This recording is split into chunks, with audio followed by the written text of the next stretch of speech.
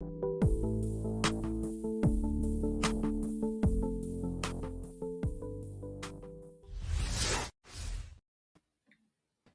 everybody, and welcome to another edition of Wrestlenomics Radio. I'm Brandon Thurston, broadcasting live and on demand from Buffalo, New York, where today is Sunday, January 15th, 2023. And I'm joined to my far east, from the land of the Patriots, Jesse Collings. Hello. Who are the Patriots playing today in the playoffs?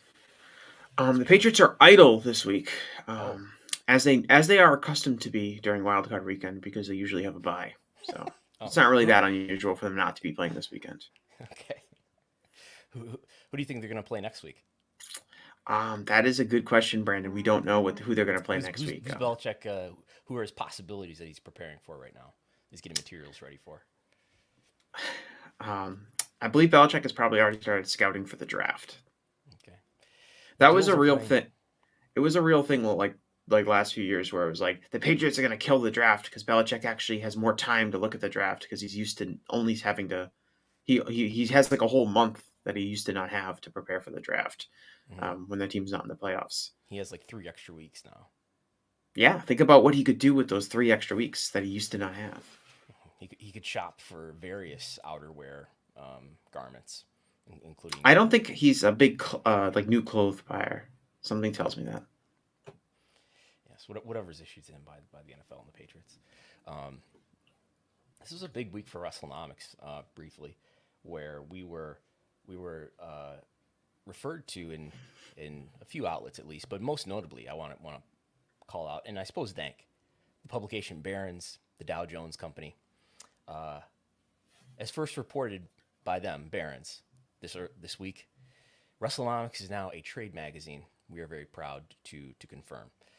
So very, very excited to see Wrestlenomics mentioned there. I just realized we were mentioned in a CNN article last night, so that's nice. As tons of news, mainstream attention surrounding the Vince McMahon story. If you would like to participate today with a super chat, you can do so if you're watching live on YouTube. Please refer to Wrestlenomics going forward as the trade magazine, Wrestlenomics. This is sort of like, the thrill ride WrestleMania or whatever it was. The ultimate thrill ride WrestleMania. You're not allowed to say WrestleMania without saying those words preceding it to get the branding over from going forward from here. So we will start, though, with some news coming out of SmackDown, where finally there was a talent meeting. I figured there would be a talent meeting last week because last week there had already been, the move made by Vince, which we started to learn about Thursday night and was basically had happened by Friday, but we had not heard any reports about a talent meeting on Friday at SmackDown. But this past Friday on SmackDown, 2 days ago, as when we're recording, Triple H did hold a talent meeting. According to Fightful, Triple H said that he's been assured that Vince McMahon's return is to see if the company should sell and help lead the charge and figure out who they might sell the company to if they do. He being Triple H, made an attempt to squash the story of a sale being a done deal and said even if it does happen, it would take a lot longer, referring apparently to the rumors of a Saudi deal supposedly being done, which has been denied by many people, including me. Triple H said that none of what is going on with Vince McMahon will change the creative process he has in place or the team that helps put it together. Levesque did keep it open and say that anything could change, but right now Vince McMahon defers final creative to Triple H. Levesque also said that while he and Vince may have discussions, he, presumably Levesque, makes the final call. Triple H also thanked the talent for all they do. PW Insider also had a report on the meeting. Triple H said Vince McMahon's involvement since returning is to spearhead the search to sell and who they may sell the company to. Levesque also reiterated that none of this will cause any effect on the creative team or the process. Those are the 2 main points of the meeting. He told talent not to believe the rumors. Fightful followed up and said that Kevin Dunn actually crawled out of his trailer and actually spoke to talent and said that he's worked with Vince McMahon for 40 years and McMahon hasn't said a peep to him about making any changes. Kevin Dunn pretty much reiterated Levesque's points, and the meeting was described as a calm down meeting to ease talent concerns about McMahon potentially getting involved in creative. So Nothing to worry about there.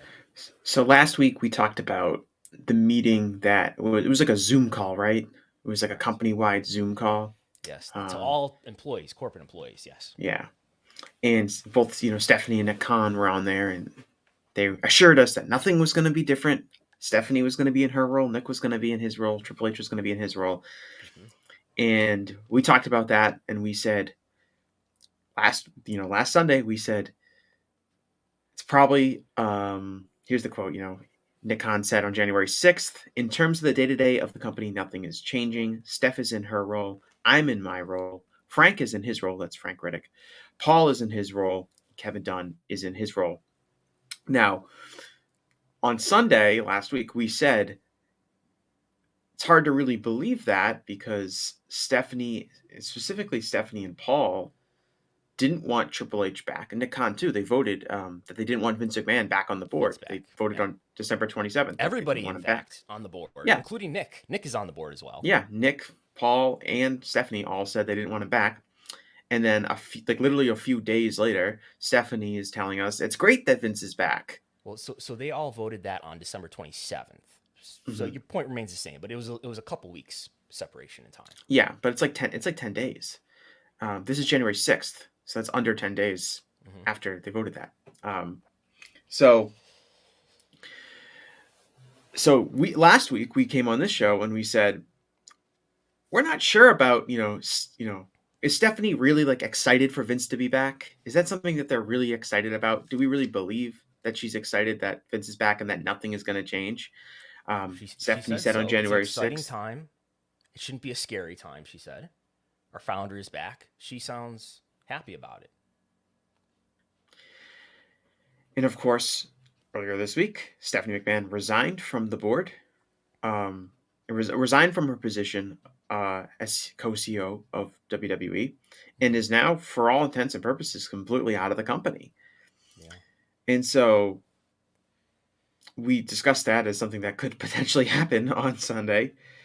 And what it does is it shows that the credibility that these executives have in these meetings can't be taken that seriously, because you have Stephanie saying everything's great and then a few days later resigning.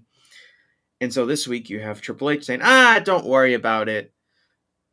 Vince is back, but he's only looking at a sale. He might talk about creative sometimes, but he defers to me. And so it's well, last week Stephanie said everything was all great, and then she left 2 days later. So why should anyone trust what Paul Levesque has to say now? What is his credibility at this point? It doesn't seem to be that high, and nobody seems to know what's happening. So if I was a wrestler there, I would be very incredulous about what Paul Levesque said, especially because he talked a little bit in vagueness of saying he didn't say Vince has nothing to do with creative. He didn't say that. Mm-hmm. So he may have conversations with him. Right.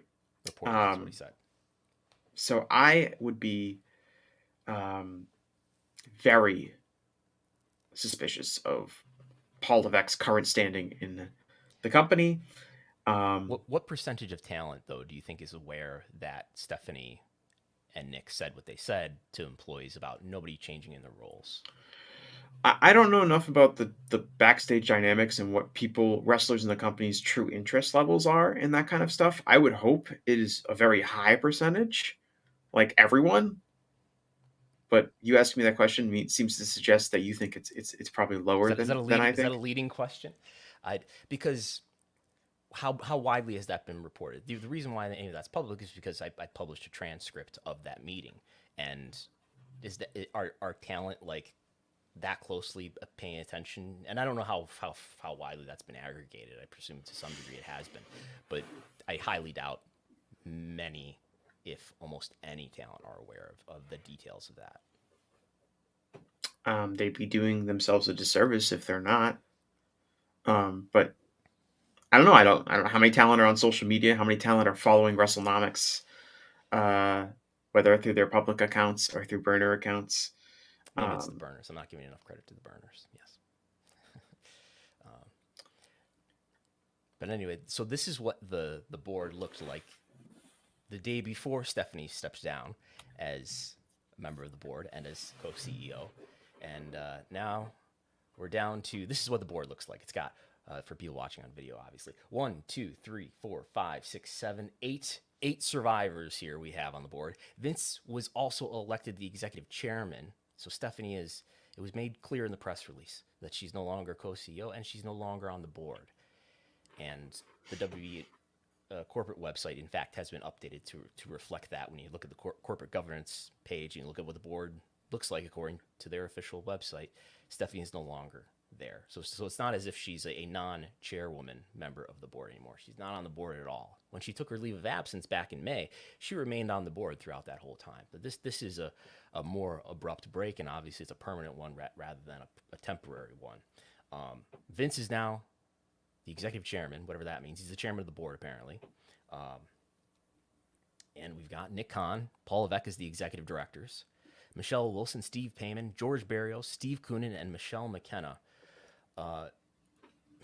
Michelle Wilson and George Barrios actually are not officially independent members of the board of directors just yet. They will be in about 15 days because you have to be removed from your executive position with WWE with any company for 3 years to be considered an independent member. So the 3-year anniversary of their termination in 2020 is at the end of the month. So at that time, they will be able to be considered independent members.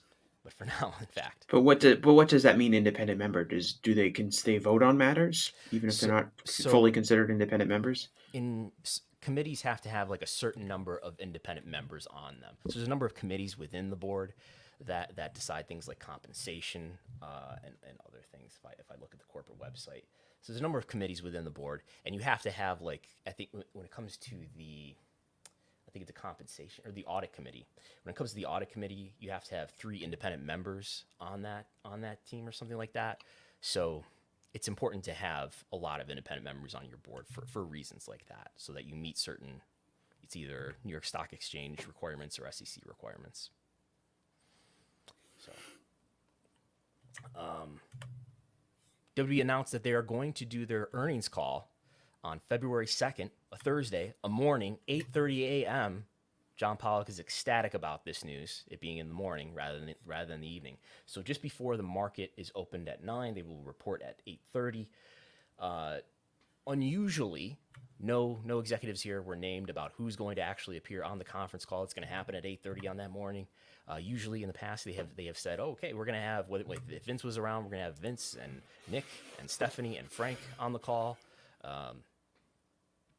In fact, the last time they included Paul, and I think they changed some schedules around so that Paul could be there. They changed the day, in fact, of the earnings call. In any case, they don't name who's going to be on there. Is Vince going to appear on this? I don't know, because if we look at, I've demonstrated in the past that Vince speaks very little on earnings calls. I don't think he enjoys speaking on earnings calls or doing any kind of interaction with people in a public manner. So for that reason, I'm sort of doubtful that he'll appear. And I imagine they're going to try to shut down any questions about the strategic alternatives that they may be exploring. So they've sort of said at the end of their press releases recently, we will not comment on this further until we comment on it further. So I don't think they're going to have much to say about it, which would be the topic that I think Vince would have the most to say about, since he's apparently not an executive in this company yet at the moment. So is Vince going to appear in it? I wouldn't be surprised if he doesn't, but I wouldn't be that surprised if he does, I guess. Maybe there's something for him to say, although I doubt that he's really interested in saying much. Do you think that we will hear from anyone to kind of replace Stephanie McMahon? Because she's obviously been a talkative figure. Are highly likely to be there, I would think. I would assume Nick might just do like the whole thing himself. He might. Him and Frank Riddick. Right. It's not unusual. It was a lot of executives. To have 4 executives talking was kind of on the high end. The earlier, when I first started following this stuff, it was just George and Vince and an investor relations guy, and Michael White. It does seem that Nick himself is really in this whole thing is kind of the one to watch, because his role in WWE, I think, has been fairly transformative in the way that and the confidence that analysts have in him, in the sense that I don't think they're not worried that like Stephanie McMahon's resignation was not seen as like a negative on the stock price this It week. did slightly underperform. But it was very different than like indexes. when Michelle Wilson and George Barrios went away very Very quickly, true. you know, unceremoniously. Yes. And it, like, I think if from the investor perspective, there's a lot of faith in being that as long as Nick Khan is there, he's the safe pair of hands that's going to steer this thing in the correct direction. And so if he sticks around for, you know, the next 6 months or the duration of however long it takes to sell this company, I think most of the anxiety any analysts or investors would have would be eased. But if Vince is on this full-blown revenge tour and he blames Nick Khan in some capacity for his exit from the company and Nick Khan leaves, then I think you start seeing a lot more concern from the analyst perspective on what exactly is happening in WWE. Yeah, I guess I don't think that's likely to happen. According to the Observer, Nick was acting as a go-between between Vince and Stephanie and Vince and Paul. So it sounds like there's, he's been the mediator between perhaps parties that are not getting along well. Right, but who knows how long he'll stay in that role. Mm-hmm. And I think it would be it would be against Vince's likelihood of survival to blame Nick for something. Oh, I agree, but how rational is Vince at this point? I think Vince, we're going to get into this in some detail. I plan a little bit later, but I think Vince is being quite rational, but whether he's doing things like any normal or decent person would, no. The answer to that I would say is no. But he has very specific motivations, I think, that are that are unique to him. The earnings report we expect to be another financial record-breaking year, record revenue. I'm estimating almost $1.3 billion, which would be more than the roughly $1.1 billion that they reported for the full year of 2021. Again, this is going to be a year-end earnings report, so it's Q4, and then we will have the entire year to calculate. Net income, we expect to be another record-breaking year, over $200 million in net income.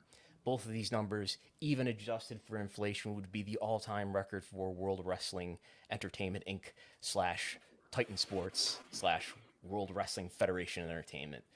These will be the most profitable, lucrative years in WWE history, no matter what adjustment you want to make. So that's that. And I want to go into some strategy here. We've got a lot of graphics on the screen. And I think I've kind of touched on this in words, but probably not in the most organized way. And I want to give this a more organized approach and say there are 3 types of scenarios that I can see playing out, which we will call 3 paths to WWE's television future. And, of course, this all hinges on what kind of company transaction they make, if any, and then what kind of media rights deal do they make, if any, is required. So scenario number 1 I see as being they sell the company to a media company that has television or streaming platforms, and then they don't have to make a TV deal. So that's if they sell to Comcast or to Disney or to Netflix or to Fox or to Amazon or to WBD. Not that any of those are particularly likely, but okay. So they sell it to somebody who's already got TV, who has lots to do with the TV rights, great value to them. That's why they're buying it. Okay, they're going to put WWE content, Raw and SmackDown, on their media platforms naturally. Or there's scenario 2. They sell the company to a company or merge with a company that doesn't have television networks or streaming platforms such as Endeavor, the Saudi Arabia Public Investment Fund, CAA, Liberty, oh my God, AEW. I'm casting shade on Honor Club there, and or Redbird Capital. So they sell the company to somebody who doesn't have a television platform or a streaming platform, and then they're going to have to make another deal subsequent to that to put Raw and SmackDown on some big TV network or perhaps even a streaming network. And then we have scenario number 3, where they don't make a company transaction. None of this happens. None of that M&A stuff happens. It'll have some effect on the stock price, which we'll talk about later. And then they have to make a TV deal. So those are the 3 that play out.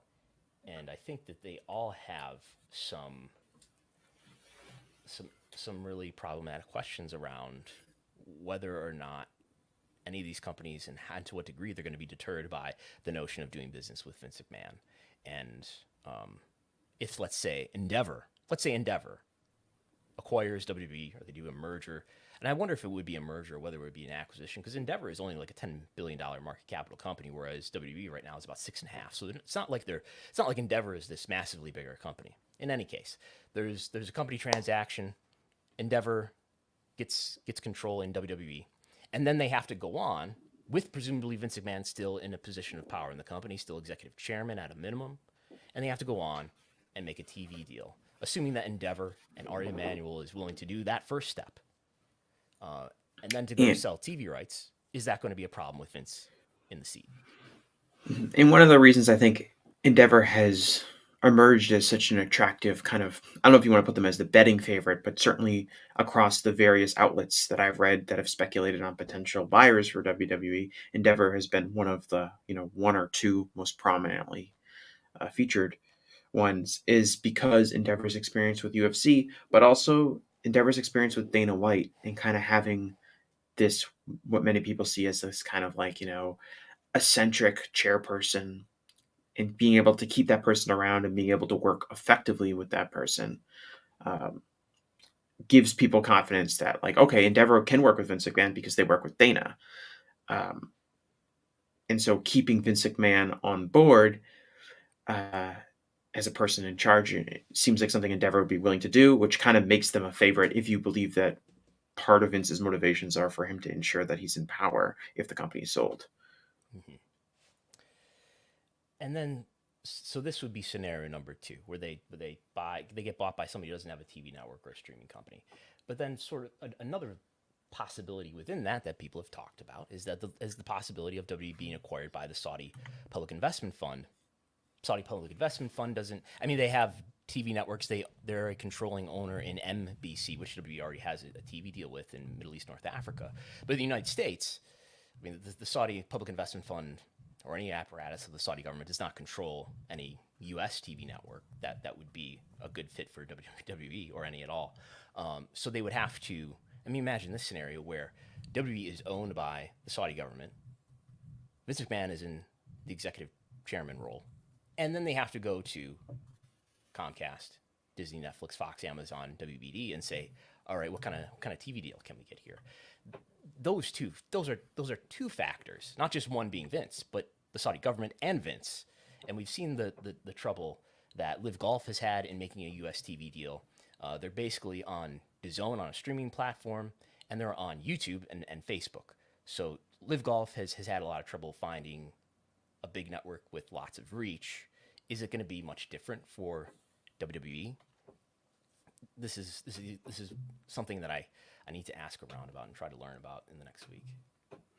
Yes, I've heard from other outlets that, like, part of the issue with Live Golf that WWE doesn't have is that Live Golf is this upstart company and this upstart organization that is basically taking on the established PGA Tour, which has lucrative television deals with major networks like NBC and CBS. And so that's something that is kind of, like PGA is kind of, Live Golf is trying to take down the PGA basically from a business perspective. And that is giving them some powerful enemies within the media world, as opposed to if the Kingdom of Saudi Arabia were to purchase WWE, they'd be buying the market leader. They'd be buying this television brand that's already critical to the success of some of these networks in a way that Live Golf isn't, because Live Golf is this expansion brand.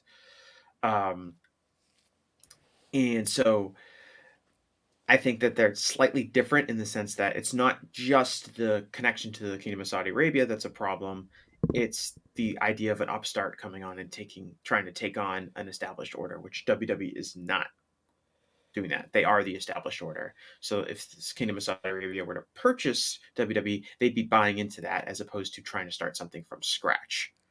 Mm-hmm. And I think what's going to happen is that, I mean, I tend to believe that Vince is here to not just become a member of the board of directors again, but that he eventually would like to be back in control of creative.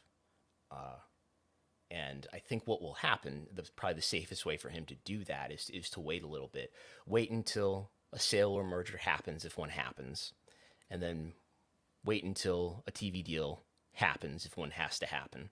And then after all that stuff is set in stone and he's not made a bigger news story out of himself coming back to power despite resigning in disgrace after alleged sexual misconduct, and then maybe he can get a deeper position back into the company. That's probably the safest way for him to do that. And based on what I believe about Vince, that's what I tend to think he's going to try to do. And then people have asked, so there's I want to bring up a comment from an interview that Vince made many years ago, where he says in the Playboy interview, when it's time for me to go, I would like to be devoured by the biggest, baddest carnivore that ever walked the face of the earth. And then I'd like that son of a bitch to get indigestion and vomit my remains back up. So that's something that Vince said quite a while ago. And as much as people make Succession jokes, it does sound very much like, and I understand Chris Gullo is watching Succession for the first time. It does sound very much like, I think what happens at the end of a recent season, spoiler alert, what happens at the end of a recent season of Succession. I think it was not the most recent season that ended. So I think at the end of season 2 anyway, where he's looking at Logan and says that you're not a killer, you have to be a killer. And he's responding to not Logan, to what's his name? The one of his sons. I forget his name. It's been a while. But he's wondering whether he could have, the son is wondering whether he could have ever been CEO, been in the top spot. And Logan is basically telling him that he's not vicious enough, that he's not enough of a killer. And I think there's some similarities, although obviously Succession is a work of fiction. And it's kind of at times a caricature and a comedy. There's a lot of I think there's some similarities between this fictional character and Vince in terms of motivations. But when we look at if the notion of whether or not WWE is going to sell, if WWE doesn't sell at all, I've kind of seen some reactions in the air about, well, if WWE doesn't sell, he won't not sell, or he'll be deterred to not sell. And I think not really. I think if WWE doesn't sell, well, the stock price is just going to be adjusted. It's going to have a correction in that it's right now, it's at about $90 as of the close of the market, including the after hours, got really close to $90 per share. If you go back to June 15th, just before the story about Vince broke in the Wall Street Journal that afternoon after the close of the market, stock price was 67. So it's up to 90 right now. It's been on a pretty consistent rise. Big jump after the return to Vince, because that inspired more certainty that the company would actually be sold.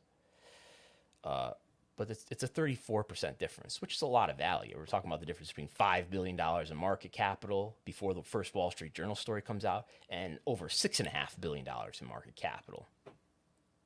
So I think it would have an adjustment to around $67. Or maybe it may overreact at first and then normalize. But I think that's probably the fair value of WWE stock, is somewhere around the high 60s to the mid 70s, if the company doesn't actually get acquired and get bid on by numerous possible suitors. Any thoughts on that before we proceed? No. Okay. And if you want to submit a question, you can feel free to do a super chat. And I think there's, from media executives and from people just talking about the notion of W doing a TV deal or doing an acquisition, there may be a notion that, well, I'm just doing business, with Nick Khan, and to try to kind of push to the side the notion that Vince has actually come back. And I just want to remind people that Nick Khan's employment agreement has been public since 2020, I believe. Just after he came on, and I just wanted to make sure I got the terminology right, so I looked it up the other day. His employment agreement says that it's intended to be a 5-year agreement, so he could renew. Let's be clear, he may stay with WWE for decades, for all we know, but he does have a 5-year deal. And he is very much incentivized to stay on throughout those 5 years because he's getting very large bonuses that if he does not stay for the entire 5 years, he would have to repay, at least in portion, if he did leave before the 5 years is up. The 5 years began August 5th, 2020. So that means it would expire sometime in August, probably August 4th or 5th, 2025. So he's here to complete these TV deals. Certainly, that's all within that time frame. But I think there's some real questions about what happens after Nick's term is up. Maybe he goes on to some other job, and that leaves a vacancy in the CEO role that maybe Vince, if he's still alive and well, would try to insert himself into. Maybe that's, look at there's other players on the bench here in terms of George Barrios, Michelle Wilson, who have had very high executive roles in WWE as well. Yeah, and we talked about well before Vince was ousted from WWE the first time, well before rumors of a sale popped up, that Nick Khan's arrangement in WWE it might be for a shorter term, and that after the current TV rights negotiation phase is completed, he'd be moving on to something else, especially if he maybe had an opportunity to do something bigger, which might be the case if the rights go well for him. He's done a remarkable job, I think, by most standards so far in WWE, and he's looked upon highly. So it's something where we thought, he could be on to bigger and better things. And that was before all of this Vince stuff broke. So I think the idea that, Nick Khan is going to be your go-between between yourself and Vince, and that you won't really have to deal with Vince if you sign or a long-term deal with them or you purchase or merge with the WWE. Probably not going to happen. So, maybe Vince is replaced with somebody, or maybe Nick gets replaced with somebody else who they feel confident in working with, but it's definitely not like, I really find it hard to believe that Nick Khan is going to be like Kevin Dunn, where he's going to be in the company for 4 years. Yeah, I would agree with that. We'll answer this now from MJ. As of right now, do you see Nick Khan being CEO in 2024? Yes, because that would take him, if I'm getting the timing right here, 2020 plus 5 is August 2025. So in August 2024, throughout 2024, he would be the CEO. So, yes. I'm kind of tempted to say no because if he can leave before his 5-year deal is up, he'll have to pay. You should read this employment agreement. He would have to repay millions of dollars to WWE if he left before his 5-year deal is up. Well, what if he was fired? I think that's different. Yes, that might be different. Right. I'm just saying, your logic is fine. I don't dispute what you just said. If Khan intends to terminate his employment, he shall provide WWE with at least 60 days notice.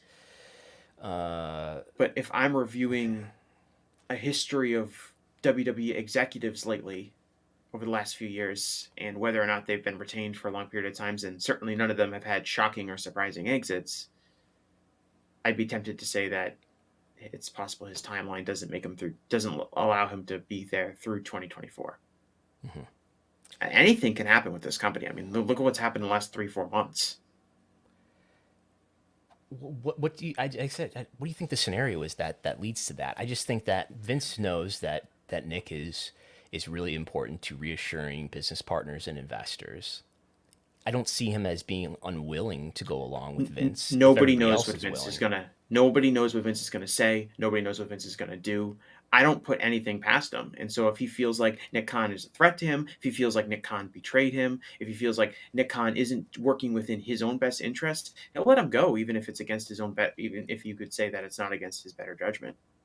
I wouldn't rule anything past Vince, and I certainly wouldn't use traditional, typical business logic to determine what he's going to do. Okay, where are we here? So, and I wanted to note too here that we've got the shareholder bylaws, or the board of director bylaws that are making it clear that Vince has to approve of any media rights deal as well as any company transaction. I would think I'm still waiting. I put the challenge out last week. I will reiterate it. If anybody can find me anything in a board of directors bylaws that is similar to this in terms of the shareholders having to approve of a quote unquote material media contracting action, feel free to let me know. I would love it if you would let me know. And when we say shareholders, we really mean, in this case, in this company, Vince, because he is 81% of the votes, so everybody else's vote is moot and symbolic at best.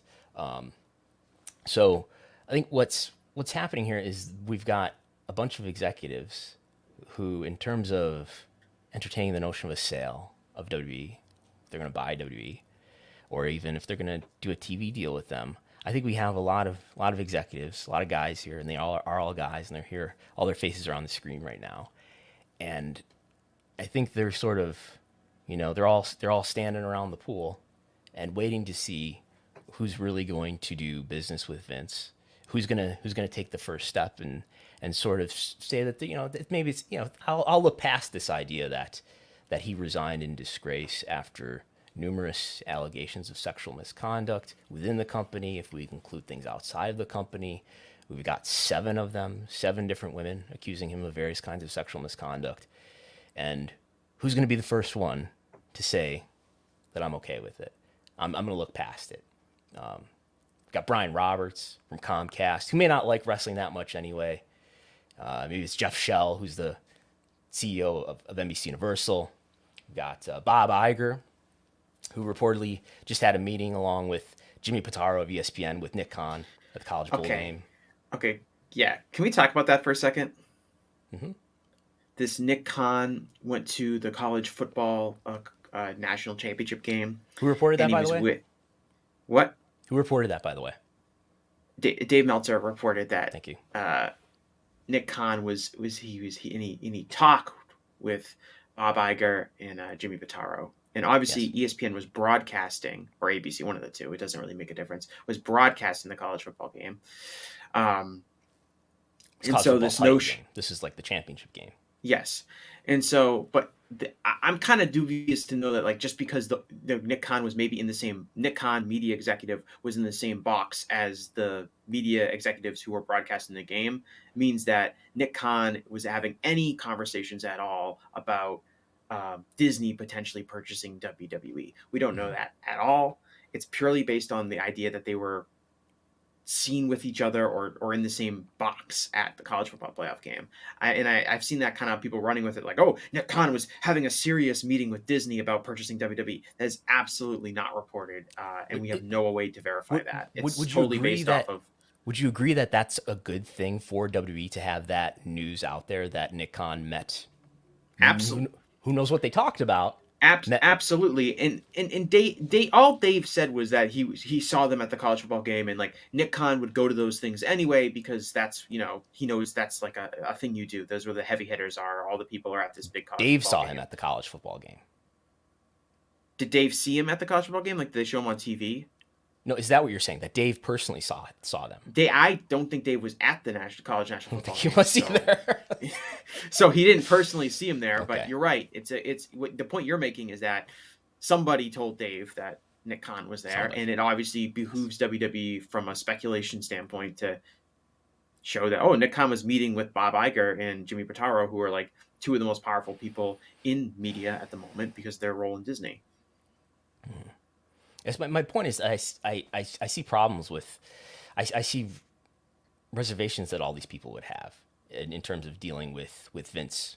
Step 1, whether it's Brian Roberts at Comcast, whether it's Disney, you're gonna put Vince's perception of allegations alongside Mickey Mouse, or you're gonna put David Zaslav. He's got lots of practice at ignoring Dana lately, so maybe he's okay with it. But then again, he's probably practicing cost discipline lately. Is it Netflix with Ted Sarandos? Is it Amazon Prime with Andy Jassy? Is that how they're going to kick off their big streaming platforms in sports? Well, if you want to talk about Bob Iger and Jimmy Pitaro, specifically Iger at Disney, right? If we want to keep talking about him and Disney as a potential buyer, I saw Matt Bellany on the Town podcast that came out earlier this week when they discussed the WWE sale. He was with, I think, Lucas Shaw of Bloomberg. Yes. And they mentioned Disney, and, he mentioned that Bob Iger probably wouldn't want to do business with someone like Vince, and used John Lasseter as an example. And John Lasseter was a former studio executive at Pixar, kind of like, for lack of a better term, the Vince McMahon of Pixar. And he had a bunch of sexual misconduct allegations made against him, and he was ousted from his role at Pixar because Bob Iger didn't want that kind of presence working underneath them at Disney. And he used that as an example of, like, Bob Iger is not going to want to work with someone like that, even if they're seen as like an integral piece of this major enterprise that they own, like John Lasseter was. So, and that's on top of would Disney want to soil its brand or potentially soil its brand by associating with WWE and Vince McMahon? And other people we have on the screen right now, Ari Emanuel, who has practiced at ignoring Dana lately. Or maybe it's at Fox with Lachlan Murdoch, who's no stranger to problems in the workplace with sexual harassment, including at Fox News. Or finally, it could be the chairman himself. The two chairmen working together. The chairman of the Saudi Public Investment Fund, Mohammed bin Salman. Maybe the Saudis will work with him and take him private.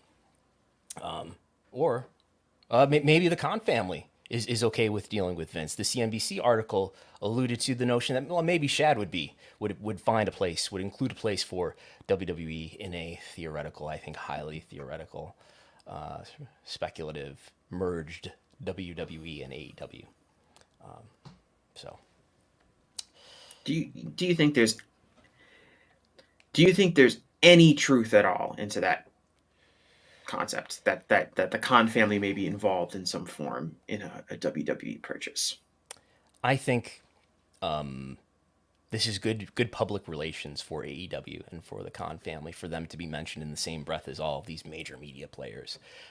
Because I've asked AEW, is there anything to this, and I've got no response. So I don't see any reason to believe that there's anything to this, but I can see a reason to not deny it, to let it be out there, let people have fun with it, and mention us in that company. Why do you think this was like Barron's, right? I think mentioned Barron's and CNBC, both of them. CNBC. Yes. Why do you think they said that? Do you think that's because they heard that they were interested, or do you think it's because they just assumed that because they run another wrestling company that they could be somehow involved in the mix? Attributed sources familiar with the situation. I think something to that effect. Yeah.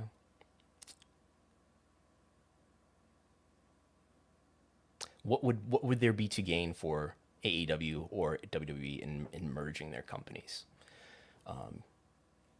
Gathering a bigger audience. Sure, there's a ton of synergy there in terms of expenses that they could share, people they could cut, and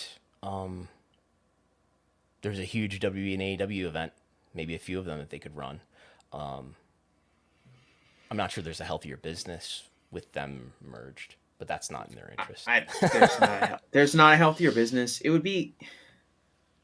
But that's not an. I don't really want to waste time speculating on Right. it, but the first thing I thought of was like would you be on TV 4 nights a week, 5 nights a week? Would you be, It's not like either of those brands. It's not like either of those brands would go away. I think people have a very primitive notion of what a merger would be like between those two companies, and that one buys the other and eliminates the competitor, and that's not how I see this going. I don't see this going at all, because it's just these parties are not going to work well together, and they're not going to come to a deal. As Vince would say, they probably wouldn't be able to agree on what they would have for lunch, much less agree on a combination of their company. You don't think Vince would want to work underneath Tony Khan? Certainly not. What evidence do you have that suggests that would be a problem, Brandon? That Vince came back to the company that he lost some control of. No.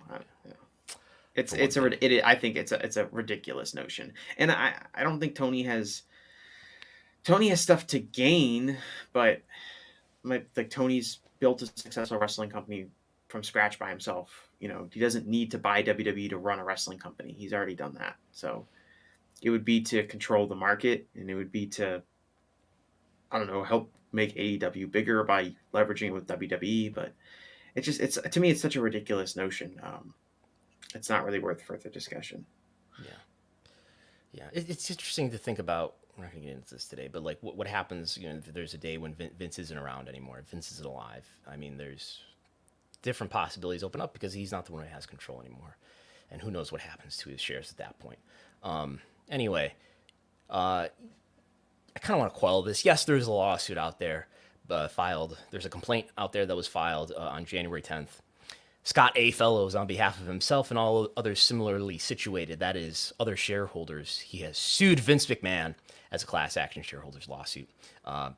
We won't get into the details, but raising many complaints about what Vince has done to the board recently. I don't think this is going to go very far, but I think this is one of more complaints to come. This is not going to be something that, he's going to get sued and this is going to stop Vince from doing what he's doing. That is not what's happening here.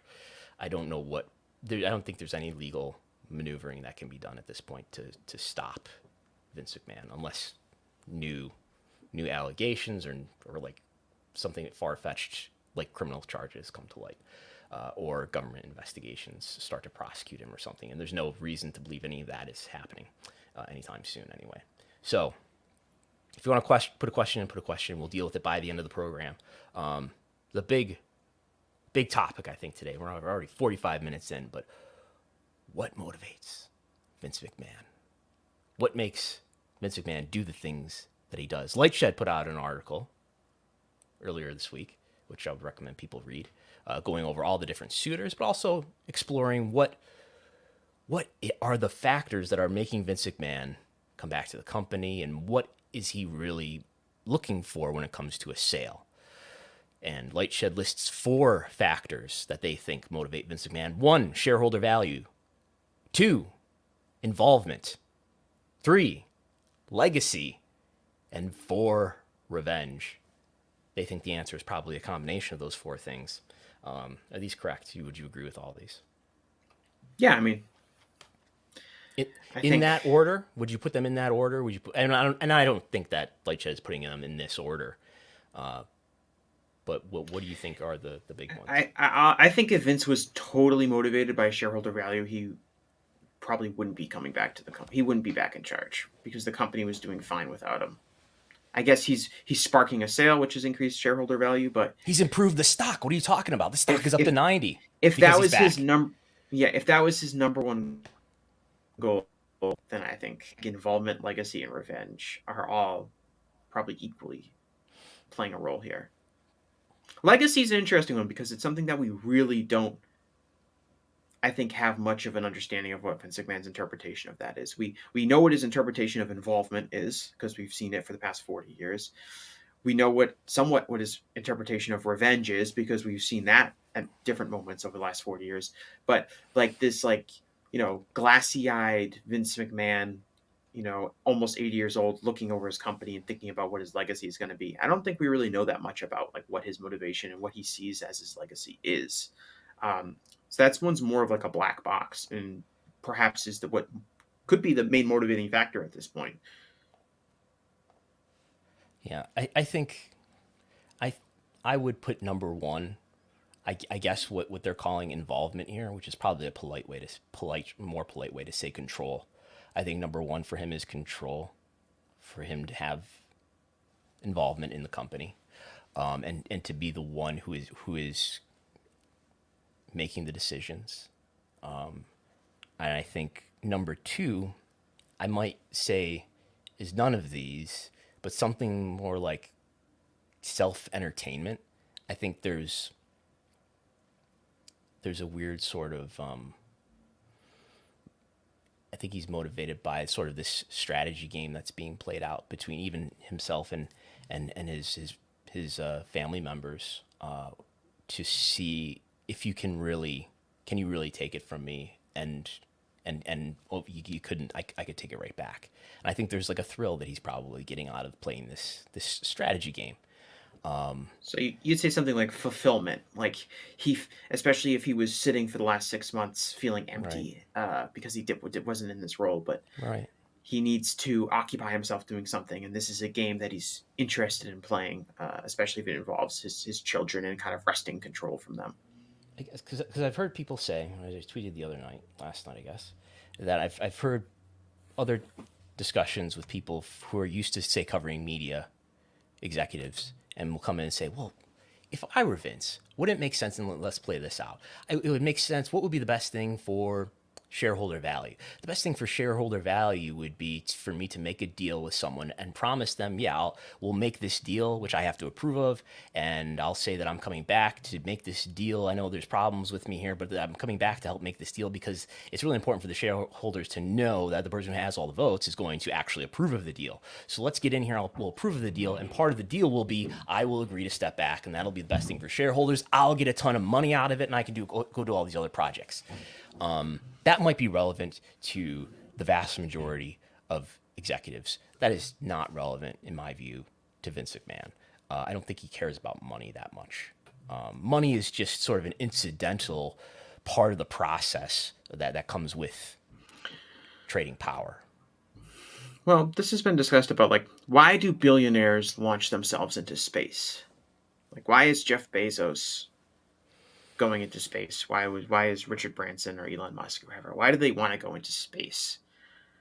Like, if you were a billionaire, would you be risking your fate by going into space? No, you'd probably just be on Earth, living, enjoying being the richest man in the world or one of them. But when you're really rich and you spent decades being really rich, you're looking for new stuff to do, and one of them is to go into space. And part of that seems to be like, okay, why can't Vince just, be happy being Vince McMahon and being really wealthy? And Brian Alvarez was talking about this earlier. Like, why does Vince McMahon want to make a bunch of money off a sale when he already has a bunch of money himself and he's an older man? Why can't he just go have fun being, a billionaire right now? And it's part of it is these people, they have spent decades being rich and they've spent decades being in power, and what is entertaining to them is going to be different than what would be entertaining to, like, me or you, Brandon, if we came across $1 billion. And, like, Vince isn't going to be fulfilled sitting at home spending his money or going vacationing or doing anything that other people, normal people, might do if they were a billionaire. The game, the idea of getting himself back in control and running the company and doing his job and doing what he's done his entire life, that's the entertainment for him. That's how he wants to spend his time. He doesn't want to spend it doing anything else. And so he might, like, clumsily bull rush his way back into that position, even if it doesn't behoove his legacy, even if it doesn't behoove his company that he has built.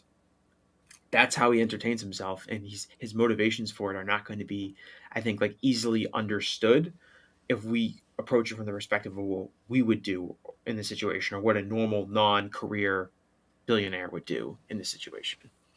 Yeah, I think when I hear things like Paul Levesque say, this is in an interview in 2015, I believe, that he did with Steve Austin, where he said that Vince likes the idea of a 3-hour Raw because it's a challenge to him. It may not be, I mean, it is financially good for them.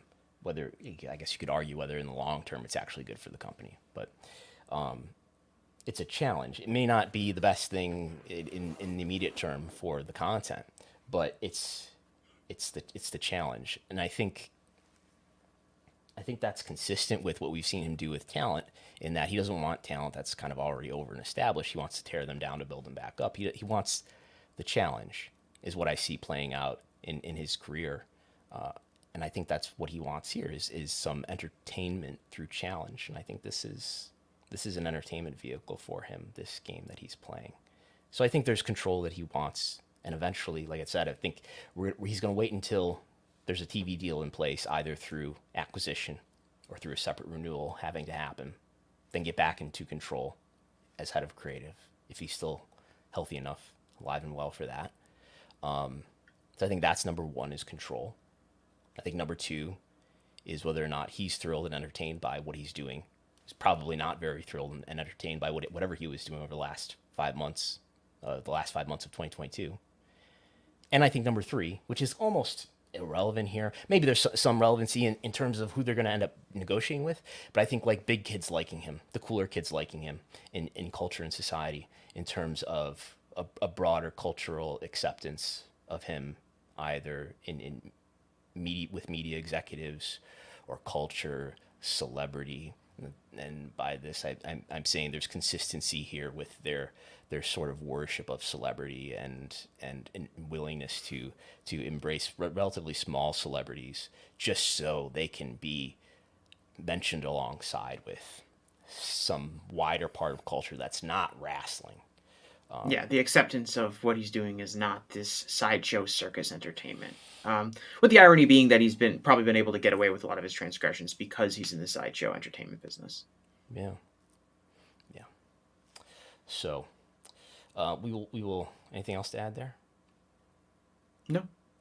So we will do a quick plug. I've been deciding to do this plug in the middle this time. Patreon.com/Wrestlenomics is the best way to support Wrestlenomics. We have the TV ratings reports that are coming out every single day, almost access to the big data, the spreadsheet. We did a Wrestlenomics 30 on Thursday that we do for subscribers. These are all the posts that have happened just in the last 7 days. The quarter hours are there. The subscriber-only audio is there. We also had a live event business report about WWE and AEW that Jason Umperser wrote. You get access to the slides that we're going through as well. So, Dynamite rating. We will leave Vince alone for a moment. The Dynamite rating was higher than usual this past Wednesday. 967,000 viewers total, up to a .33. It's their highest demo in a couple of months. Number 3 overall. Number 3 in cable among the demo. Just behind, of course, well behind the NBA games. But we can see here on the chart, this gray dot here is the most recent episode of Dynamite that is up after a few weeks in a row of the rating being down. Why was the rating up? They promoted a really big card, and so Was it the best of 7 match? So you're alluding to the fact that they heavily, well, it depends on the term heavily, but they teased the idea that Sasha Banks or Mercedes Moné would be making her AEW debut on the show, somehow involved in the mystery that turned out not to be a mystery tag team partner match between Britt Baker and Jamie Hayter versus Saraya and Toni Storm. So how is it that Toni Storm ended up in this match as the partner of Saraya? Saraya, it was presented as a mystery partner of Saraya, and then Saraya just kind of announced it's going to be Toni Storm the week before. That's how Toni Storm ended up in it. What do you think was really happening?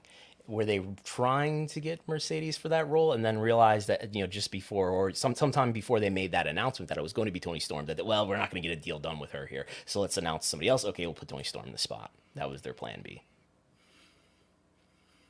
Purely speculative. Those are both possibilities. There's also the possibility that they just thought that they never really figured they could get Mercedes, but if they teased that they could get her, then people would tune in, which would be the more cynical view of it. I was on Post Wrestling Wednesday afternoon, and somebody asked if I thought that Sasha Banks / Mercedes Moné was going to be on Dynamite. I said, yeah, probably, because I think if she wasn't, they would have done a better job to make sure that people didn't think that. And there were certainly opportunities in Tony's public appearances that he could have downplayed that. And right. We kind of have a track record of how Tony and AEW likes to introduce new names and big names. Obviously, the CM Punk First Dance being like kind of a prime example of someone that they didn't announce was going to be appearing on that show, but heavily implied it to the degree that they sold out the United Center, quickly. Based on the rumor or the hype around it. So, and this mimicked some of that. So people, understanding AEW's track record, figured that it was a real possibility that it would be Mercedes Moné. And instead really wasn't much of anything. I mean, you have a potential Hikaru Shida turn, but other than that, it really wasn't a notable angle, or it wasn't like they had someone else appear that would be considered like a star, but not at the Mercedes Moné level. It was really just kind of a run-of-the-mill woman segment on an episode of Dynamite. Do you think AEW, at the point that they at least put Toni Storm in the match, I think we can assume that at least at that point, if there were discussions to get Mercedes to work to come to AEW and to be in this match, at the point that Toni Storm is announced as the partner, I think it's safe to assume that they know they're not going to have her for LA. So could AEW have done more to not lead people astray? Well, there's the Britt Baker promo where she said, "I'm the boss," and winked at the camera. Yes. That would be what most people would say is like the biggest, tease that Mercedes Moné is going to be there. I mean, there is something to be said that, and I think it's possible that Britt just doesn't know whether or not it's going to happen. And Yeah. she thought maybe it's going to happen and put that in the promo. Mm-hmm. Well, it was also a pre-tape promo, so you could always go back. Yes. To do it if Tony's Who knows had an yeah, opportunity to possibly edit that out. Yeah. would be like, or yeah, edit it or say, Britt, can we do this again and don't say that last line, assuming that she wasn't scripted to say that. Mm-hmm. I think there is something to the idea that like wrestling fans have active imaginations and don't and will kind of, despite the sometimes cynical nature, will often jump to the most exciting conclusion possible when it comes to potential angle or something like that. Like I remember I've been saying for years, the biggest problem in wrestling is the fans. The fans are the problem. I would not endorse that opinion, but it is something where it's like wrestling fans sometimes, because especially if you're always online, you're seeing other people's opinions and you're seeing fantasy booked ideas that excite you, you'll kind of jump to conclusions or expectations that aren't really feasible. I remember when Christian Cage made his AEW debut at, I forget what the pay-per-view was, but it was basically teased that, I think it was presented as one of Tony Khan's favorite. Yeah, one of Tony Khan's favorite all-time wrestlers is going to be making his debut in AEW, and people, jumped to it's going to be The Rock, or I don't know, maybe like Brock Lesnar. I forget some of the other people who were like rumored, but it was like these huge names, and it ended up being Christian Cage, and that was kind of seen at the time as like a slight disappointment given on, but it was really just because people worked themselves up into thinking that it could be The Rock, which isn't really a feasible idea. So there is something to that, but obviously AEW, especially with the Brit promo, leaned into the speculation that it would be Mercedes. Are you saying that some of the overhyped expectations that fans had about Christian going into that pay-per-view before he was revealed as the mystery, some of that overhype was unavoidable because of the nature of wrestling fans? Yes, I think, and because of the nature of how we communicate. There's no way for AEW to downplay that and to make it it's a fine line because you want to promote it as something like a reason to buy the pay-per-view. You're bringing this guy in and making it a surprise. You want to get value out of that, and your job as a wrestling promoter is to make something seem as exciting as possible. But that does put you in like kind of like a difficult circumstance when it comes to like a fine line between hyping your thing up and then setting expectations too high, especially when you really don't have control over a certain group of fans' expectations, because some of them are internal optimists and will always believe that the greatest thing ever is going to happen. I think there are ways that AEW and or Tony Khan could have lowered expectations by using just different language and a different way of hyping that while still hyping it. I think it's true, but some of that is completely unavoidable. Do you disagree? You think that you could play it down effectively as a wrestling promotion, where you'd be like, "Oh, set expectations high, but not too high. Like it's not going to be like the greatest wrestler of all time. Don't get excited about it. Like that's so anti. That's like the complete opposite philosophy of what you have as a wrestling promoter, and that wouldn't excite fans. So I think some of it isn't unavoidable. I think there's a way to hype without overhyping. And no, I guess because some people are going to run off the rails with their anticipations, just what's going to happen. And now, like with the Mercedes example, like if you cut that promo out of the equation, Britt doesn't say I'm the boss, and Saraya just says it's going to be Toni Storm. There are still people who are going to speculate and think Mercedes is coming out, and I don't think there's really anything they could do about it. Part of it was circumstance with Mercedes, being a free agent, and we don't know exactly was AEW in talks with Mercedes? Is Mercedes still coming? Was it something that AEW did kind of on their volition, just thinking they could steal some hype from the Mercedes debut, even if they had no real intention or ability to bring her in? We don't know any of that, but I do think it's unavoidable that some people would jump to that conclusion. That's just the way wrestling operates, and it's the way we communicate as wrestling fans, and the how much we discuss speculation and fantasy booking and all of that. So let's if Mercedes made a difference in this rating, which was up higher than usual, what are the demos that I would expect to be higher than usual? I would expect maybe women in the demo to be higher, maybe particularly younger women, and that is what we see. Now, this is the smallest subset demo of the demos that we're looking at here is women 18 to 34, but that was up 35% relative to the median of the trailing 4 days, which I think is a good way to look at what's normal versus what this show did.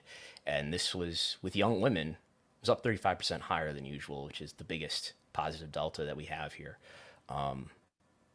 Within the demo overall, though, it was, I mean, men overall were up more than women were, but within that younger half of women, that was up. That was the subset demo, the down ballot demo that was up the strongest.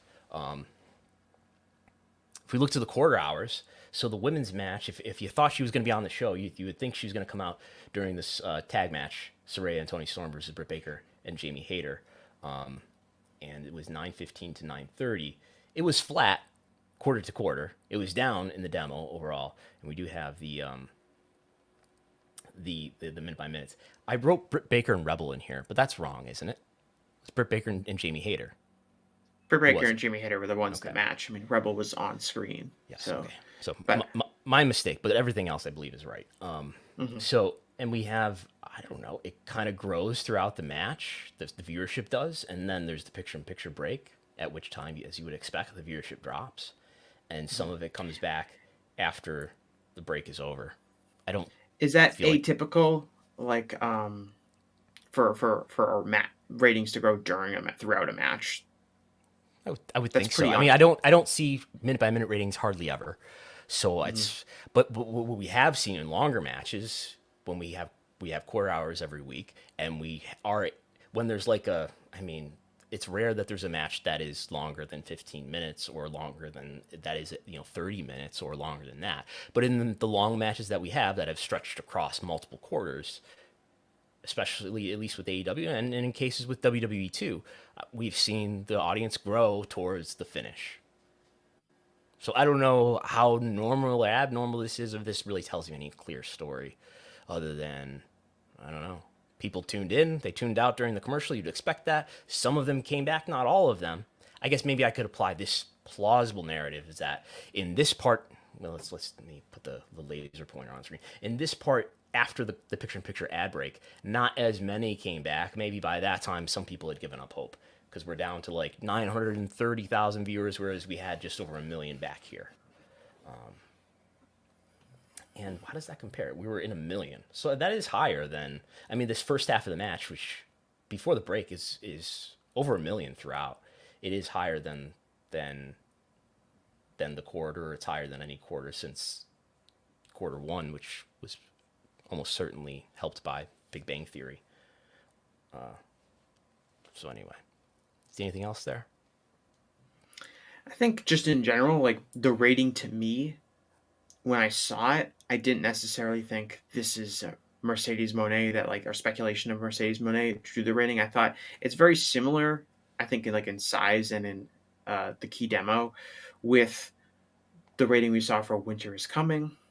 So I kind of think this is kind of like if AEW puts together like a big Dynamite, maybe it has a world title match on it. Maybe it has like a bunch of big matches on it. And certainly, the Hangman Page versus Jon Moxley match was a match that had been built up for a long time and had a big build for it. And obviously the Best of 7 series match probably meant something for it. This felt like a big Dynamite, and this is the kind of rating that a big Dynamite gets, not necessarily something like unusually high that I would look to say like, oh, it was hype about Mercedes that drew the rating. Maybe it did, but this seems to be about like in the ballpark of what like a well hyped big monthly anchor Dynamite is.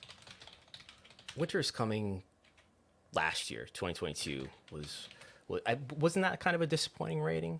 It was December 14th. That was the Ricky Starks. That was the Ricky Starks MJF match, right? I believe so. So that was December 14th, and I'm looking up what that rating was for Dynamite. I think this one did higher in total viewers, but I think the key demo was both. I think it might have been either a 0.35 or a 0.33. So December 14th, Winter is Coming, 950,000 viewers, 0.33 in the demo. Yeah. Yeah. So that's almost on par with what this was. So very similar. So that's what my original takeaway was. It was like, okay, this is what like a big Dynamite does in this Yeah. incarnation, right? A Dynamite with a couple of, kind of big matches that have spent a long time hyped up between two matches. This one didn't have a theme, which I'm surprised that Tony Khan didn't use a theme brand for this show, because that's something he usually likes to do. That's not Tony Khan like. It's not. Yeah. Like I'm surprised this wasn't like, I don't know, like given a Southern California theme or something like that. The Fight in the Forum or something like that. Yeah, like something like that. I mean, that's one of the things he likes to do, especially with a named event. Yes. So, what's your verdict? Did Mercedes Moné draw some of this rating? Somewhat? Or what did I pull on Twitter? A little? Somewhat? Or a lot? I would say somewhere between a little and somewhat. I would say you can definitely. It's hard to think that excitement or potential excitement over seeing Mercedes Moné did not play a role in some people who maybe don't regularly tune into Dynamite. But I also think there was a lot of other things on this show that you can point to as exciting things that fans were interested in seeing, and a not unusually large AEW audience. It's not like the CM Punk First Dance, which you clearly had all of these people who don't regularly watch Rampage tuning in to watch. This was, to me, this is for everyone that regularly watches Dynamite over the last 3 or 4 months, they made sure to watch this episode. Not necessarily a huge swath of non-regular or irregular Dynamite viewers tuning in specifically to see this. So Mercedes Moné, not that big of a draw, according to Jesse Collings. We will let the side I said it. stands. Not a draw at all. Okay. We're out of slides, so we'll do questions if you have them. I don't know if there are any more here. I've got to scroll through. We just had that one MJ question. I think that is it. So, do you have anything to plug, Jesse, or do you have any interesting questions to ask? All right. We talked. Let's ask a question. One more. Thank you, Justin Robbins, for telling us to fix the audio. Hopefully, it has been better in the last little while. Okay. So let's ask this question here. We've talked a lot about prospective buyers for WWE. We've talked about what some of their interests would be, what they would do with it if they had it. But let me ask you, this is going to be difficult for you, Brandon, but purely you as a wrestling fan. Oh, people will not like whatever the answer is, but okay. People put yourself in that perspective. As a wrestling fan, who would you see out of the realistically named entities that might be purchasing WWE as the best entity to purchase WWE? The one that you think... Somebody asked me this the other day. Yeah. The one that you think would have you would get the most enjoyment out as a wrestling fan. Who would be the best person to purchase WWE? I don't know if I see a great deal of difference between almost any of them. I mean, like Comcast and Disney and the unlikely WBD, Netflix. I don't see what the difference. I don't foresee what the difference really is, and they're all gonna buy. If they buy WWE, they're all gonna buy WWE and put the library content on their platform. Whether or not they're gonna have people who prioritize the library content and organize it well seems totally unpredictable to me among the different potential suitors. Saudi Arabia, the Saudi Arabia Public Investment Fund would be, them buying it is clearly the least attractive to me as a fan, because it will further solidify the stigma around wrestling, which I find to be the bane of my existence. And it would be one of the worst stories in wrestling history if an autocratic regime that violates human rights, executes people who say things that are critical of the government. If they're an owner of a wrestling company, it's going to further solidify over time in people's minds. Wrestling is not only this campy, trashy entertainment, but it's also owned by an autocratic, abusive regime. it's the worst of the worst now. And I agree as somebody whose life is deeply associated with wrestling, will carry that with me as I interact with people in the world. Yeah, even if you're someone like me who's kind of let go on the concept of like WWE ever being like something that I'm really passionate about viewing ever again, like the Kingdom of Saudi Arabia buying WWE would be really bad. I don't want MBS to have the Mid-South tape library, personally. What's it going to do? Well, maybe what if Tony was involved in that aspect of the purchase? What if Tony wanted some of those video libraries? Do you think like if the Kingdom of Saudi Arabia, or maybe even not them, but any other buyer, what if they could be convinced to sell some of those video libraries to someone else if they don't really ever see them really envisioning them loading them onto their streaming service? And we know that they probably don't get like a lot of views on the content's not that, like, old territory content isn't that valuable to these big streaming providers. I think that I see that as being the library is valuable to a competitor, so you would want there's a benefit to WWE in just throwing it in a cave somewhere and never using it. Mm-hmm. So there's a big problem with somebody else having it. Yeah. I would speculate that I would think that as a fan, wrestling would be better if Vince McMahon was not involved in it really at all, but certainly not in like a day-to-day capacity. So any company that is willing to tolerate Vince McMahon's consistent presence within the wrestling world would not be the best buyer, in my opinion. So if it's like Endeavor, and Endeavor is just happy to keep Vince on board and, doesn't have a problem with him at all, I would say that's bad, just not only from like an ethics standpoint, but just from like a creative standpoint. Like, it's Vince McMahon being in charge of creative is not like something that's going to appeal to me as a wrestling fan. So I would dismiss those kind of options. Something that's sort of a self-challenge that's crossed my mind a few times is like, are we harder on Vince? Because I think we both agree he's been pretty bad at executing creative over the last however many years you want to go. Mm-hmm. Are we harder on Vince morally, ethically, because we dislike his creative? Brandon, I think we're so much outliers on holding Vince to a moral standard that it's hard for me to say that we're being too hard on him creatively. No. Are we harder on him on his misconduct? On his morality because we don't like his creative? Yes. I didn't like Vince McMahon before I heard about these misconduct allegations. So does that play a role in me being more upset with them? I would say in some ways, yeah, right? Just like the opposite would be if I was a huge fan of his work, then I would be like less upset about it. I think deep down, you would be the person in my reply saying, "This was all consensual. What's the big deal? His wife doesn't care." Well, there are people that were involved in speaking out in Me Too, whose creative outputs I did enjoy. And I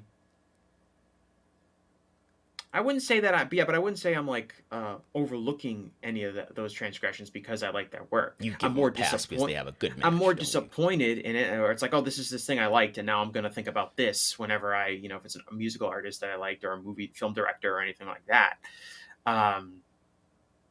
So I wouldn't say that I'm more likely to give them a pass, but I do think that there's some factor where it's like, I don't want to see Vince back in power, not only because he's a bad person, but also because he's just bad at his job. So will I say like he shouldn't be back because he's a terrible person? Because part of it is that I don't want to see him return in a creative capacity for my own enjoyment. Yeah, that's probably like a motivator factor somewhere in my psyche. I think it'd be weird to dismiss it as having nothing to do with it. That I'm completely capable of being super objective about the morality of his issue because I don't like him creatively. Yeah, it's easier to believe. Well, there's a lot of factors. The person who's created the content that I've seen in WWE television over the last 20 years or so seems consistent with someone who may be participating in some sexual harassment. But yeah, I mean, obviously the right thing is like, it doesn't matter. Your creative output should not matter when it comes to you know, somebody being held to account for things like sexual misconduct, sexual harassment, sexual assault, obviously, to be clear. Anyway, anything else?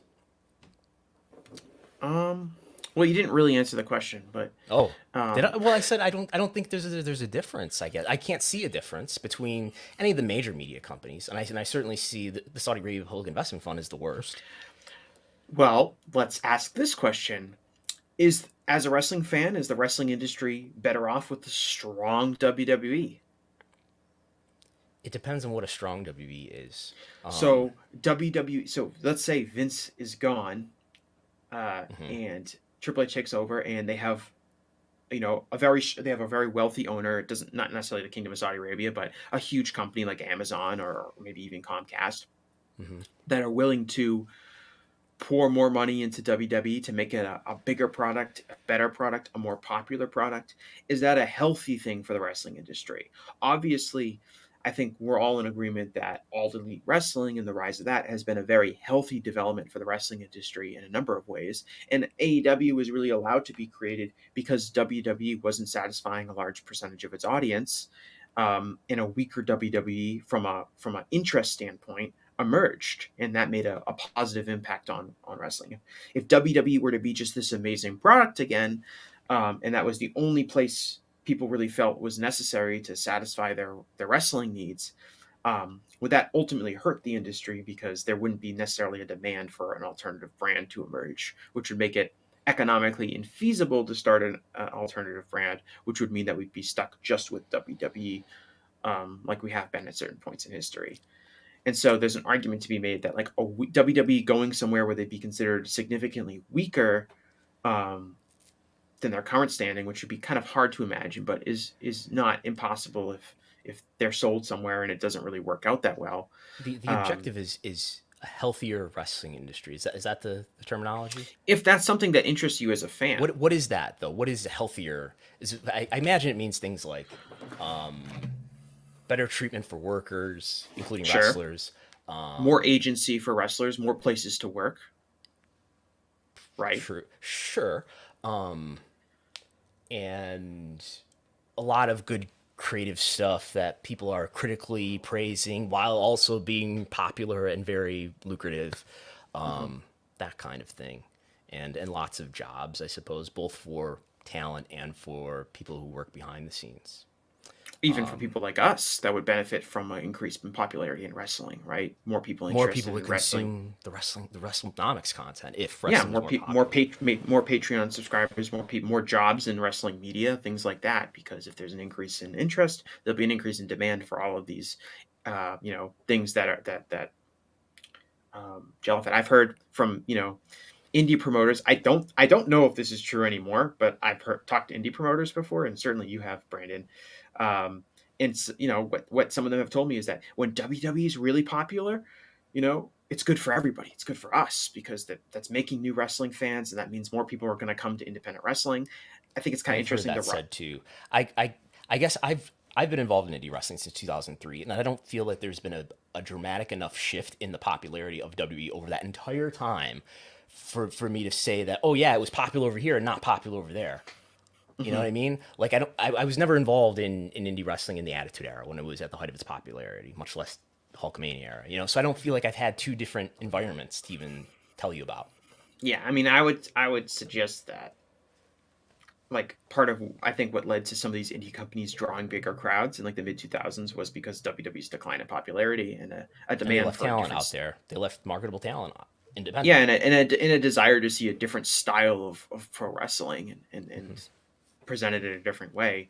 Um, so in that case, like WWE kind of being less attractive to viewers helped indie wrestling at that level. But people have told me that like WWE is the a high tide raises all ships, right? Like the idea that WWE doing great would mean everyone in the business is doing industry is doing great. I don't know if that's exactly true. So you could to round back to my question, you could make the arguments that like a weaker WWE, a WWE, say WWE gets bought by Endeavor, and Endeavor has a really hard time managing Vince McMahon, creating an environment that's good. Maybe they have a harder time negotiating for TV deals or whatever. Something happens where it just doesn't work out as well with Endeavor as it has been with WWE as a public company, or WWE as a would be with being purchased by another organization. That might actually benefit the wrestling industry, and that me as a fan would enjoy a weaker WWE, because it would create more opportunity elsewhere to have a more sustainable outside of WWE environment. Because a stronger WWE that has a larger audience makes it harder for secondary non-WWE wrestling companies to, I don't know if compete is the word, but to put on big shows, among other things, which is bad. Yeah, which limits the number of jobs there can be, which limits maybe the number of critically acclaimed wrestling shows and matches and other kinds of performances that there would be. These are possible. It's also possible, well, maybe not as likely, that WWE will launch its global localization and will take all of those alternative brands in-house and offer you them on the award-winning WWE network. Right. And do it all themselves. This one homogenous wrestling brand that exists. And I've heard, I guess I know what you're saying. And I don't, I'm not ready to say, like, it sounds like you're getting ready to say, like, you don't want WWE to be good. I want WWE to be better, and like I would like to enjoy the product more, and I would like to feel emotionally invested in their storylines and their matches.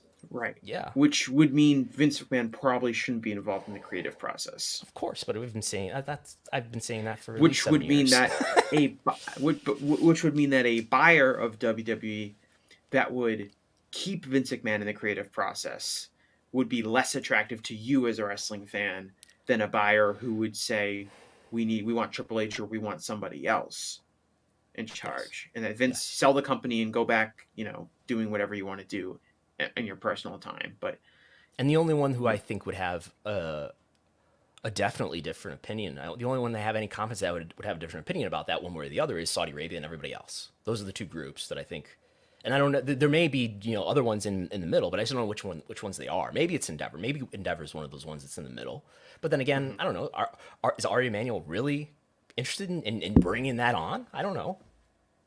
Right, like because Endeavor's come, like we mentioned earlier, like Endeavor's come up as an attractive candidate, I think, in part because of their success working with UFC and working with a personality like Dana White, who's seen as similar to working with a personality like Vince McMahon, as opposed to some of these larger companies like Comcast or Disney that might really balk at the cost of doing business with Vince and McMahon. It's not about doing business with a promoter who's a big personality, who's done it for a long time and is ostensibly very, very successful, but it's about doing business with a Vince McMahon who has sexual harassment and sexual assault allegations against him and may have more that we don't know about yet. That's a big difference. And Dana White slapped his wife, and that's very bad. He doesn't have yet, that we know of, sexual harassment allegations against him. Right. So I would put it at, I don't know, I kind of think. I think you're right in the sense that it really doesn't, like, does it really matter if Comcast buys them or Liberty Media buys them or Endeavor buys them or Netflix buys them? I do think Netflix offers an interesting possibility in the sense that appearing on the Netflix, homepage is probably more beneficial to getting for WWE to get people to sample its product than almost anything else that they've had in a long time. Like, maybe with the exception of like that SmackDown that aired right after a NFL playoff game. But really, like, it's about 60 million homes in the U.S., which is a lot. But it's more than that. It's the cultural cachet of appearing on streaming as opposed to appearing on cable or network. You're reaching a younger audience. Yeah. I would still want to be on cable or network also, in addition to that. You would still want to be on it, but I just think about, like, the cultural cachet of like being on a premium service or a streaming service is seen as significantly easier to enter the cultural zeitgeist than it is even being on network, even if you're getting more viewers on network. Like, many more people to me in my life and maybe this is me living in a silo, but way more people are talking to me. I hear way more conversations about a show like Secession or a show like The White Lotus than I do about, like, 911 on Fox, or Chicago Fire, or whatever. Not Chicago, but because you probably talk Chicago. to people who are under the age of 50 about these things. Right, but I'm online. I'm seeing Yes. coverage of these things, like it. And I think that is a huge advantage to creating a younger audience. It's a huge advantage to creating new fans. It's a huge advantage to getting people to watch. Like, there's been a lot more discussion about Women of Wrestling lately. I feel like ever since like some of the data that you've pulled up that has popped up about, like, the number of people that are watching Women of Wrestling. I've heard more people kind of discuss, like, Women of Wrestling, is bigger than Impact, because people are viewing it at a much greater level than they are these other things. But, like, Women of Wrestling just has perhaps surprisingly high total viewers, and they've been doing over 300,000 viewers the last couple episodes, and if you can, it's way down here between. It's above, obviously, the access programs, New Japan and Impact, but it's below Rampage. It's in 100% of the country syndication. Access is not. I'm not necessarily talking about more people actually watching it. I'm just seeing people talking about it a little bit more over the last few weeks, because people are realizing people talk about WoW. Not people talking about WoW necessarily, but people talking about WoW being, like, a bigger important show, because how come we aren't talking about WoW instead of Impact? It gets more more people watch WoW than Impact. Those promoters, but the people who promote wrestling to each other are not watching. Yes, but WoW has no cultural cachet whatsoever, like, in the real world, like, functionally. God, I hope Genie Bus isn't watching. But it doesn't. Like, it's one of those things where it's like, okay, what are we really talking about here? Are we talking about a show that is getting viewers based kind of entirely on the fact that it's in 100% of homes and is on at various times? Or are we talking about a show that's actually driving viewers, that viewers are seeking out?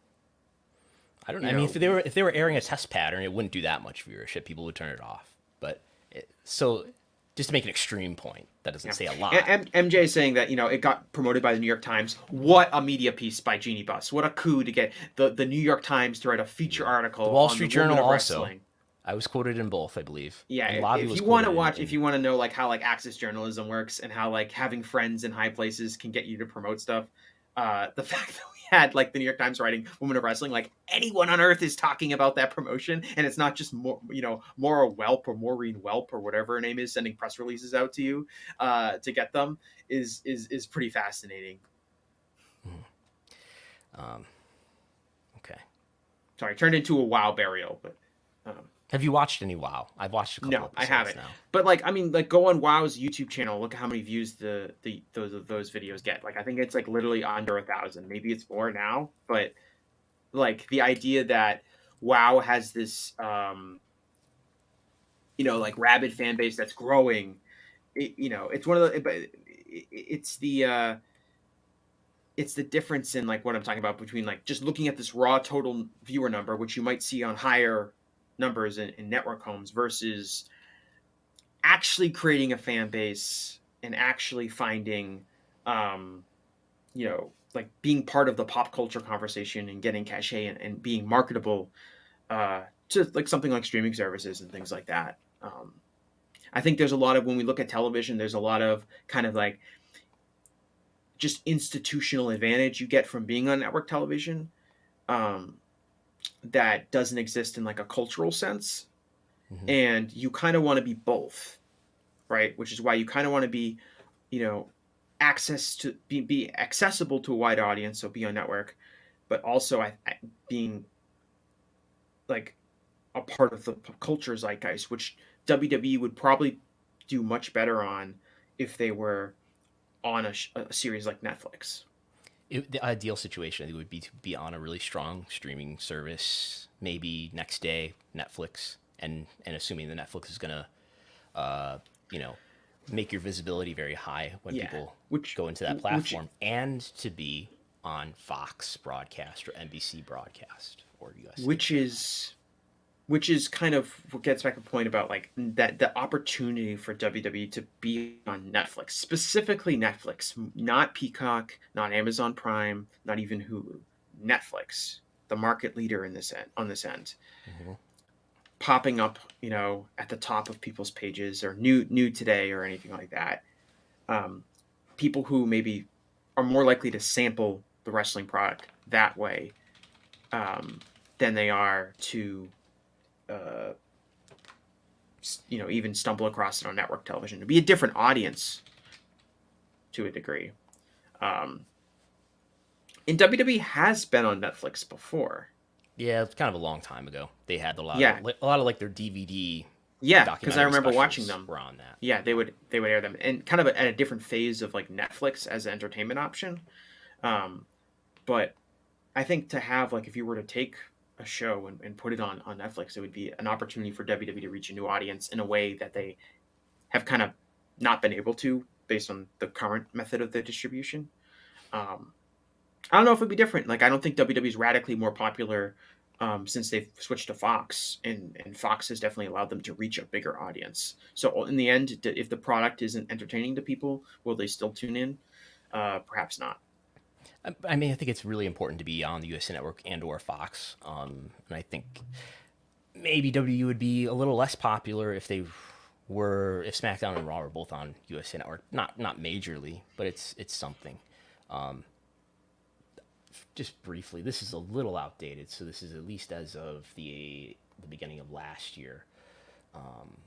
I have the number of subscribers for these streaming services, and Netflix. This is an estimate based on like they report U.S. and Canada together, so I just sort of multiplied it by the respective populations of the U.S. and Canada sort of as a portion of their sum, and we get like 65.7 million subscribers roughly for Netflix, which puts them, look at everybody else, well ahead of everybody else, at least as of Q1 last year. Obviously, I need to update this, but just to get some look. But I see what you're saying about not just the reach is a big piece, but the branding association of being on Netflix, which people actually use as opposed to the people who have access to Prime, say, and actually use Prime. Probably there's quite a disparity there, but maybe that's changing a little bit since the NFL.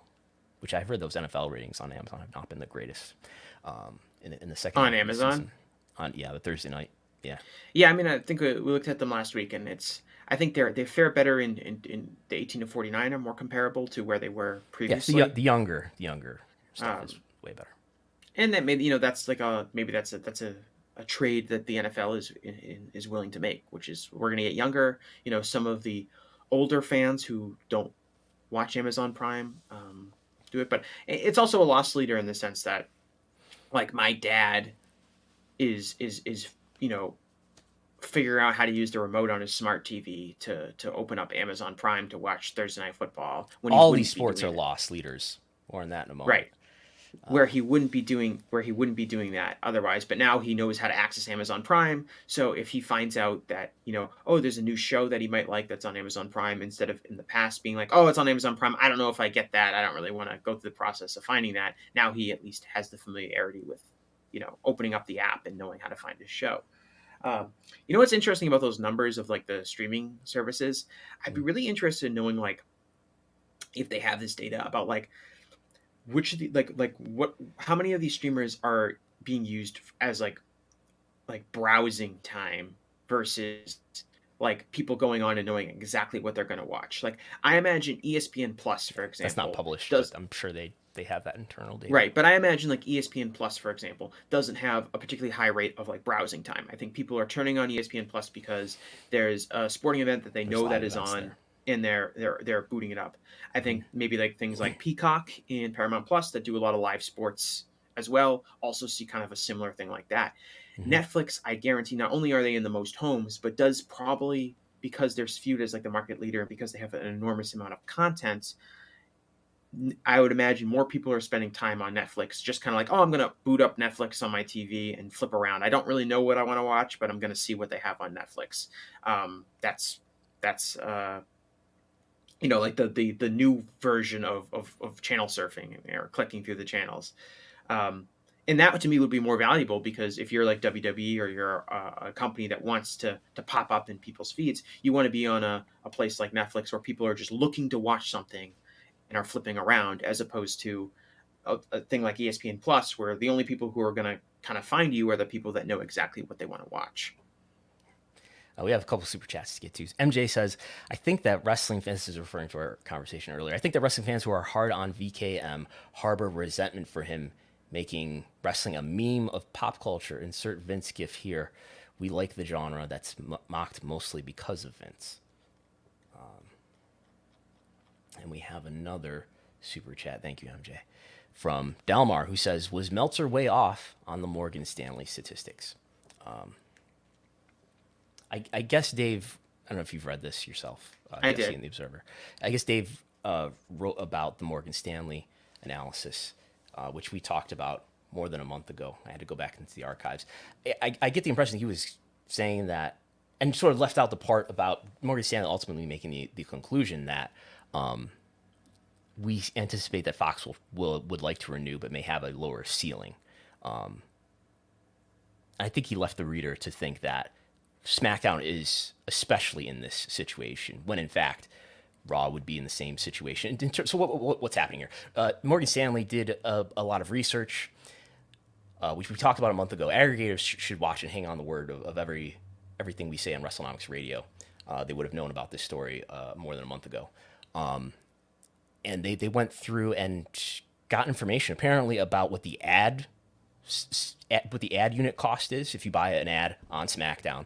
What is that? And they basically just did the math and said, okay, here's what an episode of SmackDown generates in terms of ad revenue. Here's what it costs Fox. This is what Fox is paying WWE.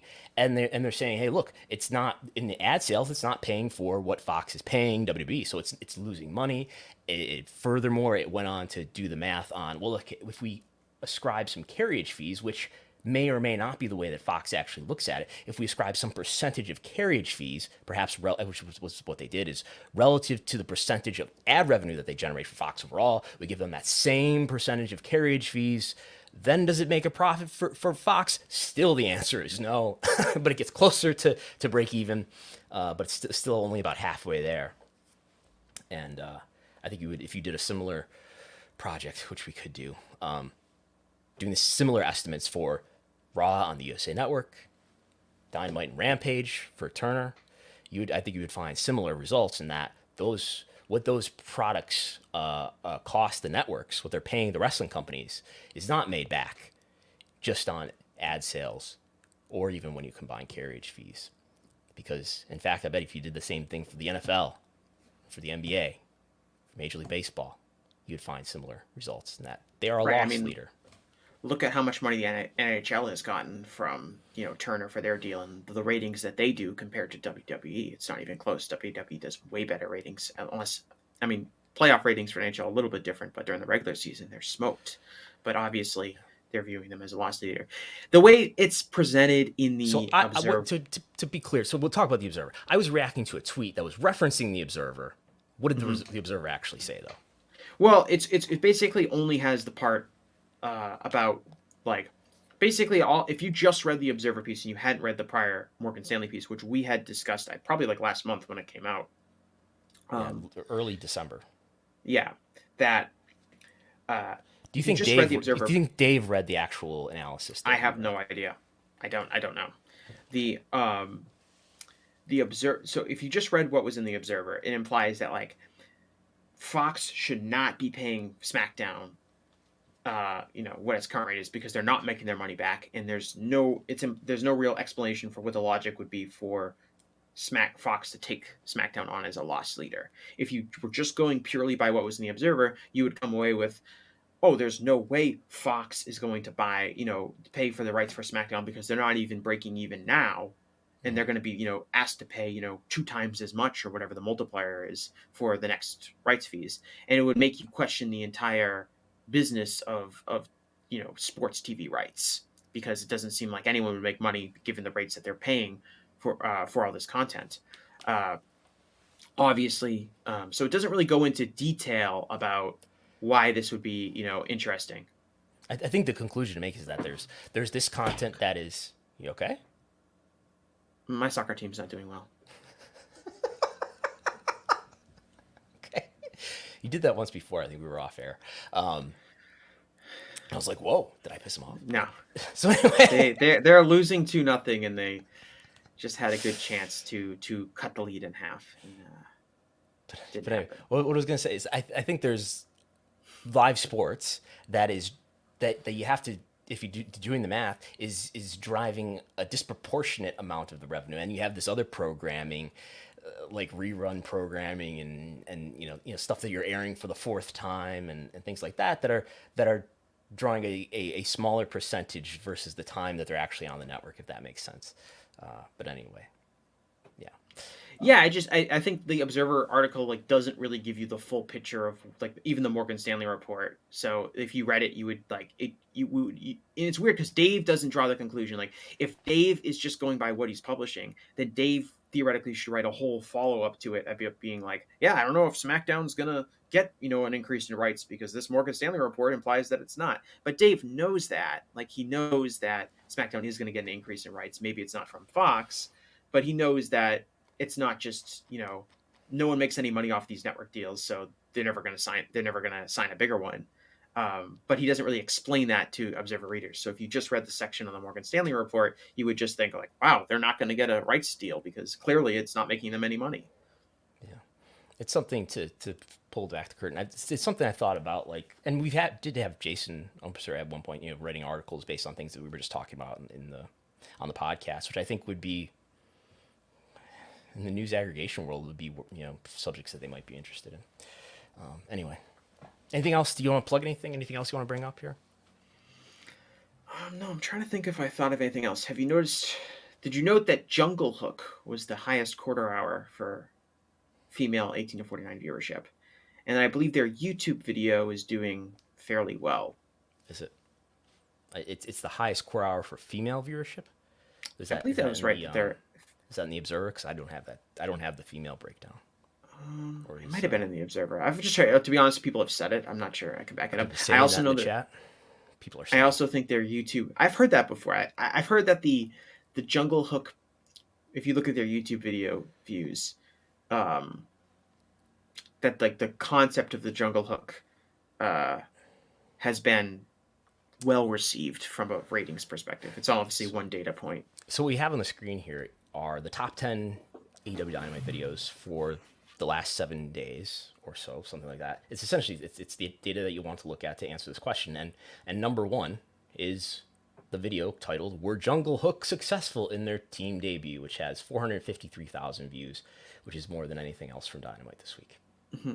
And as we've discussed when we looked at it, including the Adam Cole return videos, including the trios match, yeah. Yeah, as we discussed this when we were looking at like the year end, who was in like the highest viewed YouTube clips for our respective wrestling companies. They pretty much correlate with like who we see as the biggest stars. Like in AEW, it's going to be like CM Punk and Jon Moxley and MJF and Bryan Danielson. So for Jungle Hook, with Bill Morrissey and Lee Moriarty being that high, it's an interesting thing to follow, I think, as far as just a tag team and an act that might appeal to a female demographic. You obviously have two young, good-looking guys as a tag team. It could be like kind of that's a successful wrestling formula. I'm not going to use the industry term, but there is historical precedent for that.